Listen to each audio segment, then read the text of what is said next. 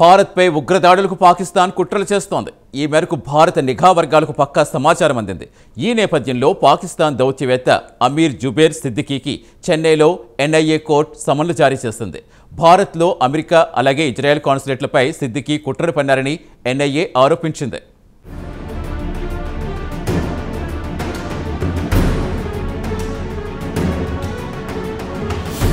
పాకిస్తాన్ది వంకర బుద్ధి. భారత్ చేతిలో ఎన్నిసార్లు చావు దెబ్బలు తిన్నా పాకిస్తాన్కు బుద్ధి రాలేదు. ఇటీవల ఆపరేషన్ సింధూర్ దెబ్బకు పాకిస్తాన్కు ఫ్యూజులు ఎగిరిపోయిన సంగతి తెలిసిందే. అయితే చివరి క్షణంలో యుద్ధం ఆగిపోవడంతో పాకిస్తాన్ బతికిపోయింది.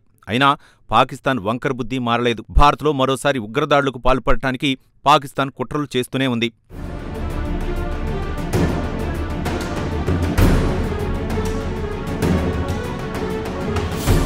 తాజాగా పాకిస్తాన్ కుట్రకు సంబంధించి అనేక విషయాలు వెలుగుచూశాయి. అమీర్ జుబేర్ సిద్దికీ అనే అతడిని ఈ కుట్ర అమలు చేయడానికి ఎంపిక చేసినట్లు తెలిసింది. అమీర్ జుబేదార్ సిద్దికీ ప్రస్తుతం పాకిస్తాన్ దౌత్యవేత్తగా ఉన్నాడు.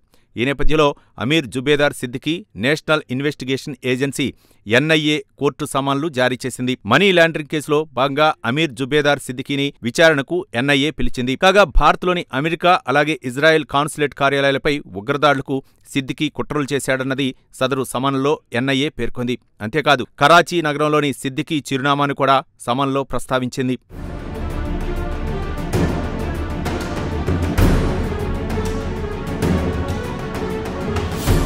కాగా అమీర్ జుబేద్ సిద్దికీని 2018లో ఎన్ఐఏ వాంటెడ్ జాబితాలో చేర్చింది.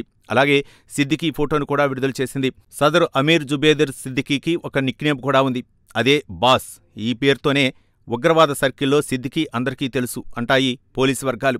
అంతేకాదు దక్షిణ భారతదేశంలో నవంబర్ 26న తరహా దాడులకు అమీర్ జుబేదార్ సిద్దికీ కుట్రలు చేశాడన్న ఆరోపణలు కూడా ఉన్నాయి. ఈ మేరకు 2018లో ఎన్ఐఏ ఒక ఛార్జిషీట్ కూడా దాఖలు చేసింది. అలాగే 2009 నుంచి 2016 వరకు సిద్దికీ శ్రీలంకలో పనిచేశాడు. ఈ సమయంలో గూఢాచార్యం అలాగే ఉగ్రవాద కార్యకలాపాల్లో పాల్గొనే వారితో సిద్దికీ టచ్లో ఉన్నాడని ఎన్ఐఏ అధికారులు గుర్తించారు.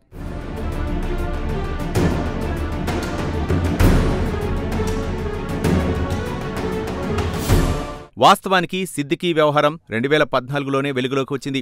ఈ నేపథ్యంలో అప్పటి పాక్ దౌత్యవేత్తపై కేసు నమోదైంది. కాగా కేంద్ర హోంశాఖ ఆదేశాల మేరకు సదరు కేసును అదే ఏడాది ఎన్ఐఏకు బదిలీ చేసింది. ఇదిలా ఉంటే తాజాగా జారీ చేసిన సమన్ల ప్రకారం అక్టోబర్ 15న అమీర్ జుబేదర్ సిద్దికీ ఎన్ఐఏ కోర్టు ముందు హాజరు కావాల్సి ఉంది. ఇదిలా ఉంటే దేశవ్యాప్తంగా 5 టెర్రరిస్టులను ఢిల్లీ పోలీసులు అరెస్టు చేశారు. పాకిస్తాన్ కేంద్రంగా పనిచేసే ఒక టెర్రర్ మాడ్యూల్తో వీరికి సంబంధాలున్నట్లు ఢిల్లీ పోలీసులు వెల్లడించారు. కాగా అరెస్టైన వారిలో 2 ఢిల్లీకి చెందినవారు.